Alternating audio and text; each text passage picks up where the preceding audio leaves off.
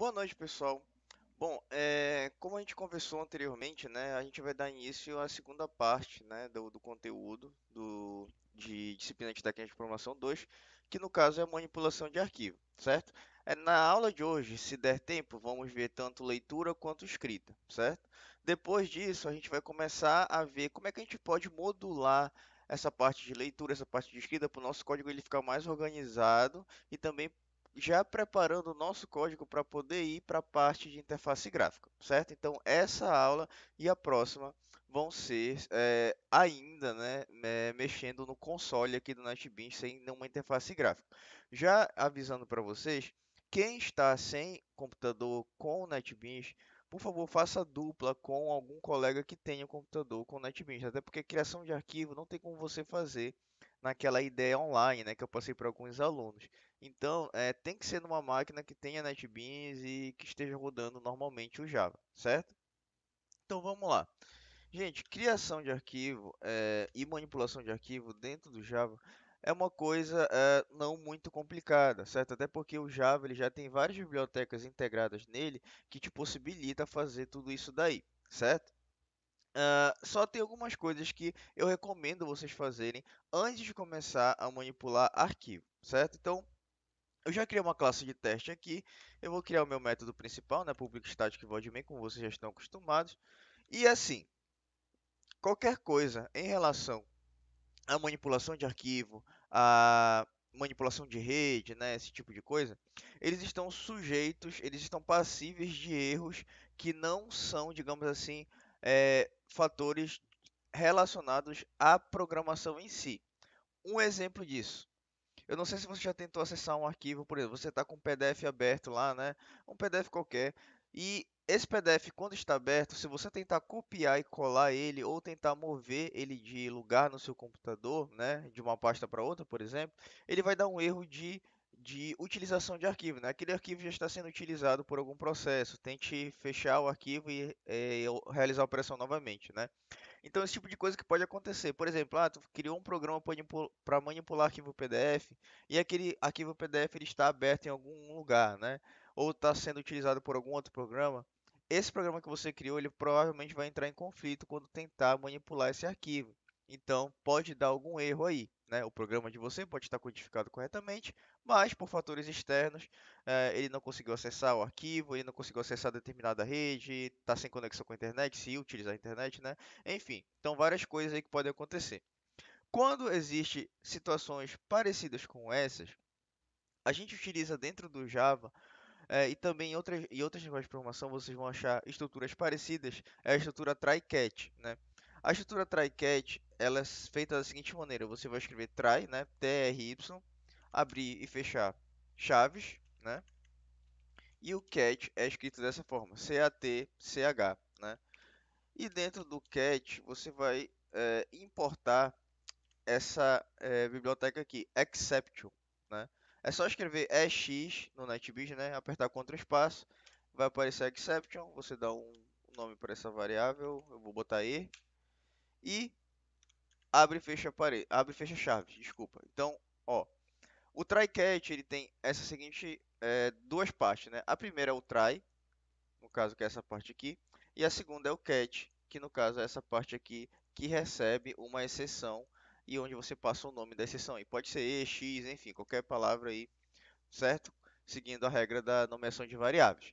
Bom, o que significa isso? Na primeira parte, try em inglês significa tentar, tentativa, né? Na primeira parte, nesse primeiro bloco aqui, ele vai tentar executar algum trecho de código que você digitar dentro das chaves aí do try, né?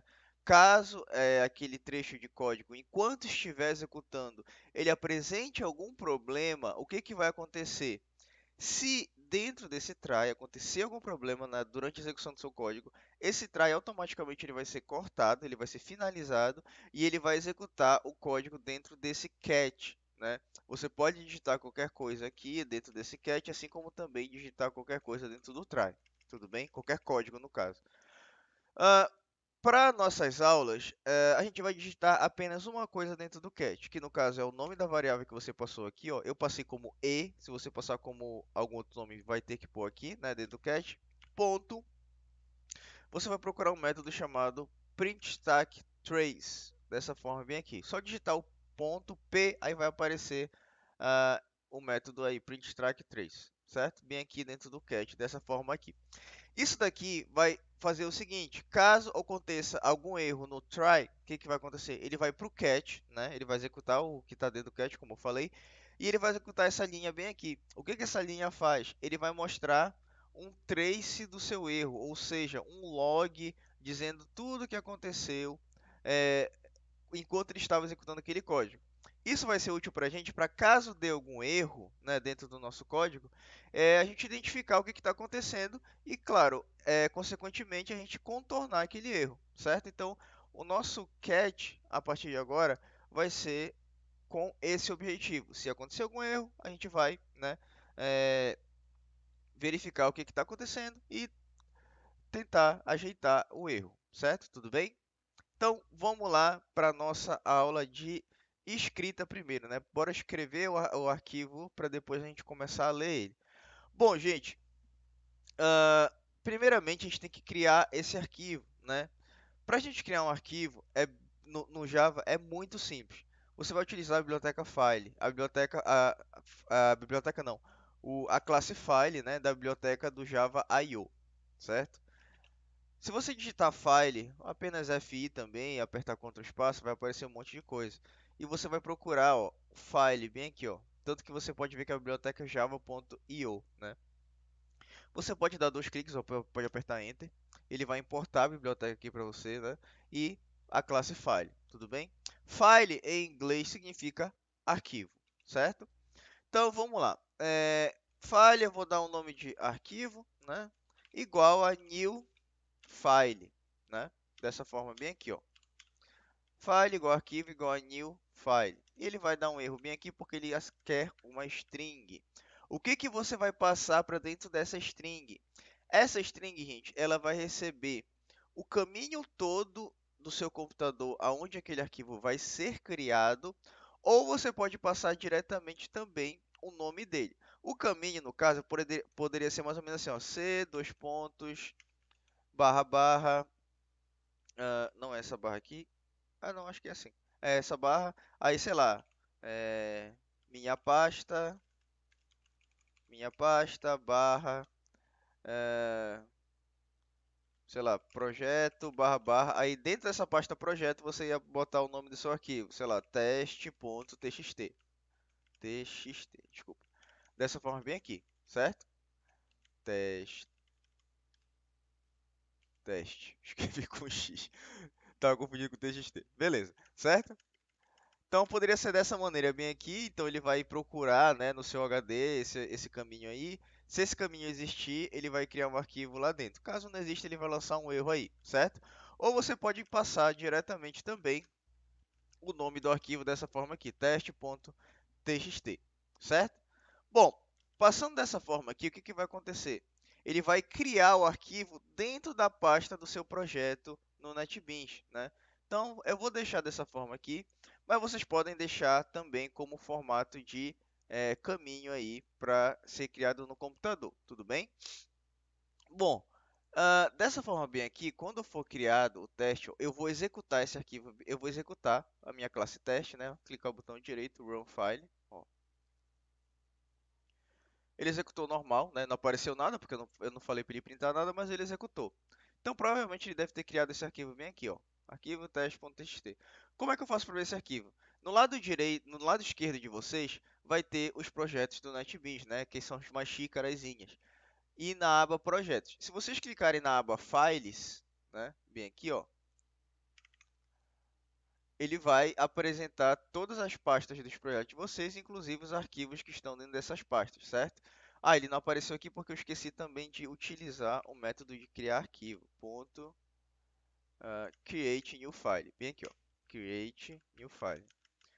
Esse arquivo.create new file, o que ele vai fazer? Create new file significa criar novo arquivo, né? Então ele vai tentar criar um novo arquivo com esse nome bem aqui dentro da minha pasta. Eu vou rodar ele de novo bem aqui, porque eu tinha esquecido dessa linha. E ó, vocês podem ver que apareceu a classe teste, classe não, desculpa, o arquivo.txt teste bem aqui. Eu posso dar dois cliques nele você vai ver que é um arquivo de texto vazio, porque a gente, né, não escreveu nada dentro dele, a gente só criou o arquivo, mas está aí a primeira criação de arquivo de vocês, né, um arquivo vazio aí, tudo bem? Caso já exista um arquivo teste.txt como já existe agora, e eu tentar executar esse programa de novo, ele não vai conseguir criar um arquivo, né? Ele vai executar normalmente, claro, mas ele vai utilizar o mesmo arquivo que ele achou bem aqui, certo? Ele não vai conseguir executar essa linha aqui. Tanto que essa linha aqui, ele retorna um booleano que no caso, o que que significa esse booleano? Esse booleano ele vai receber verdadeiro ou falso para caso ele conseguiu criar um novo arquivo, ele recebe verdadeiro. Caso aquele arquivo já existisse dentro do lugar que ele está sendo criado, ele vai retornar falso, né? Então esse booleano aqui justamente serve para saber se o arquivo foi criado ou não. Tudo bem? Isso daqui é importante para você, digamos assim, ao invés de criar um arquivo, eu quero pegar esse arquivo para depois ler ele, né? Isso é importante, então, usar o create new file, que através disso você vai saber se true ou false, né? Verdadeiro para se foi criado um novo, ou falso para, já existia, eu peguei apenas o que já existia lá para ler depois, tudo bem? Então, beleza. Criamos o nosso arquivo, tudo bem? Eu vou deixar esse booleano, eu vou botar como criado. Pronto, criado, para saber se aquele arquivo foi criado ou não, certo? Bom, se aquele arquivo foi criado, o que que a gente pode fazer? A gente já pode escrever naquele arquivo, né? Bom, para a gente escrever nesse arquivo, a gente utiliza uma outra classe, né, chamada FileWriter. FileWriter, dessa maneira, vai aqui, ó, File, aí você aperta W, Ctrl espaço, você vai ver que tem, ó, FileWriter.io. Aperte Enter, FileWriter vai ser importado aqui em cima da sua classe, né?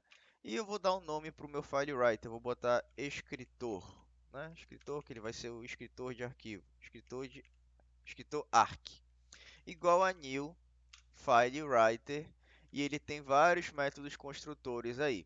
Sendo que eu vou utilizar apenas o primeiro aqui, né? E esse primeiro método construtor, ele precisa receber um arquivo, um tipo file, que no caso a gente já criou aqui em cima, né? O FileWriter, gente, o que em inglês significa FileWriter? Significa escritor de arquivo, né? Só que a gente tende a inferir que o escritor de arquivo ele vai escrever apenas textos naquele arquivo, né? Na verdade, não é texto. O FileWriter ele trabalha ele trabalha mais com bytes, no caso, formato assim binário de arquivo, né? A gente não vai ser só texto, pode ser arquivo de música, vídeo, enfim, o que o seu programa rodar aí, ele pode salvar naquele determinado formato. Para a gente utilizar a questão da escrita de texto, né? Recomenda-se a gente utilizar o Buffered Writer. Dessa maneira bem aqui, ó, Buffe. Você pode apertar Ctrl espaço e procurar aqui, né, na lista que o NetBeans lhe propõe, que no caso é aqui, ó, Buffered Writer, que é do Java.io. Também tem o Buffered Reader, que é do Java.io, a gente vai utilizar depois, né? Mas por enquanto, bora utilizar o Buffered Writer, certo? O Buffered Writer, que significa isso? Em inglês, significa escritor de buffer, né? Escritor é, bufferizado, né? Digamos assim. O que que vai acontecer? Esse buffered writer, ele vai utilizar um file writer, né? Um objeto file writer, que ele vai começar a armazenar os textos em um buffer no seu computador, né? Um buffer lá na memória.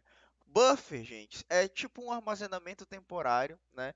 A qual ele vai utilizar esse armazenamento temporário para guardar informação e, dependendo da velocidade que o seu computador processa, essa informação ele vai sendo pegado, né, do buffer e vai sendo gravado de determinado arquivo. E esse buffer writer ele trabalha basicamente com textos, né? Textos string, então a gente vai utilizar ele bastante para fazer escrita no nosso arquivo teste.txt, né? Então eu vou dar o nome desse buffer writer para escritor txt, que no caso vai ser escritor de texto. E eu vou chamar aqui new buffer writer e ele vai pedir um, um writer dentro dele, né? Que no caso a gente vai passar o file writer, que é o escritor arc. Tudo bem? Feito isso, gente, feito isso daqui, ó, essas linhas aqui que eu acabei de sublinhar para vocês, já está pronto o nosso setup para começar a escrever dentro do teste.txt, certo? O que que vai acontecer? A gente pode utilizar o escritor, né? Prestem atenção apenas mais para o escritor.txt. Os outros, tanto o arquivo quanto o escritor arc, a gente já meio que já fez o trabalho deles, já fizeram o trabalho deles, já foram criados, e quem está utilizando todos eles é o escritor txt, certo? Então, foquem mais nesse objeto aí. Escritor.txt, se vocês apertarem ponto, vocês vão ver que tem alguns métodos que você pode utilizar deles, né? O método que a gente vai utilizar, no caso, é pode ser tanto o append quanto pode ser o write. Mas a gente vai utilizar o append, né? Porque ele sempre concatena o texto no final daquele arquivo de texto. E esse append, o que que a gente pode fazer? A gente pode passar uma string para ele, onde a gente pode escrever qualquer coisa dentro dessa string. Afinal, vai ser um texto qualquer que você vai escrever lá no arquivo que foi criado, certo? Então, vou botar meu primeiro arquivo de texto escrito dessa forma, bem aqui, certo? Quando você ele executar essa linha aqui, o que que ele vai fazer? Ele vai guardar essa informação no buffer, né, no buffer lá da memória, e depois, dependendo da disponibilidade, né, desse buffer, ele vai pegar o que tiver dentro desse buffer e passar para o arquivo de texto, que no caso é o teste.txt, né? Para assegurar que ele vai escrever dentro do arquivo de texto e essa informação não vai ficar presa no buffer por qualquer motivo aí do seu computador, o que que a gente vai fazer? A gente vai utilizar o escritor.txt .flush, né? Flush, e depois escritor.txt .close, dessa maneira bem aqui. O que que essas duas linhas fazem, gente? O flush significa descarga, né? O que que seria essa descarga? Seria descarga de dados, ou seja, ele vai pegar tudo que tiver naquele buffer sobrando lá e ele vai forçar o seu computador a pegar o que está no buffer e escrever no arquivo, né? Depois que ele fizer isso, a gente vai utilizar o ponto close. Ponto close é no caso, o que que eu estou fazendo? Estou pegando aquele objeto escritor.txt, eu estou pegando o arquivo, estou pegando o escritor de arquivo e eu estou finalizando o processo deles, né? Justamente para não ficar aberto na memória, né? O arquivo, o escritor, qualquer coisa, e o que acontece? Se tiver aberto na memória e tiver outro programa tentando acessar aquele arquivo, pode dar erro por causa da questão da concorrência, né? Como eu falei para vocês, se o arquivo estiver aberto, você tentar fazer alguma outra coisa de fora do programa que está utilizando aquele arquivo, vai dar erro, né? Aquele arquivo está sendo utilizado e tal, não sei o que. Então, sempre quando vocês manipularem, fizerem algum tipo de manipulação no arquivo, utilizem o close, certo? Então, essa daqui são as linhas utilizadas para a gente criar um arquivo, né? Para a gente criar um escritor de arquivos, para a gente criar um escritor de texto no arquivos e assim escrever o nosso texto dentro do arquivo. E finalizar, claro, o processo de utilização daquele arquivo, né? Se eu executar aqui, ó, vou botar run file.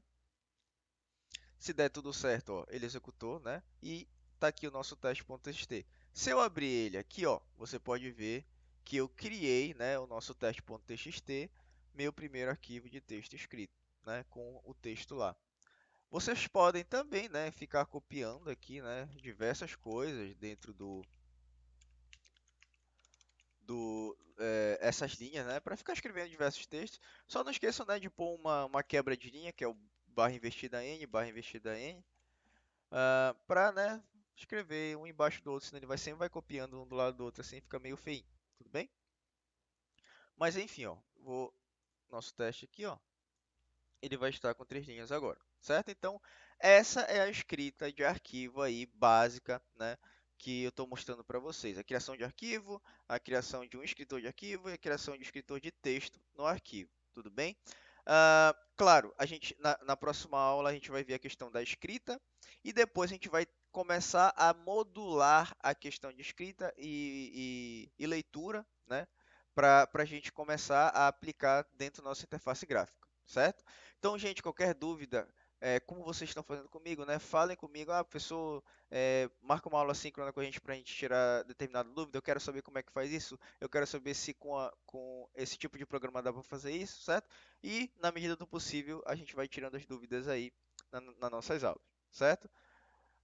Boa noite e fiquem com Deus.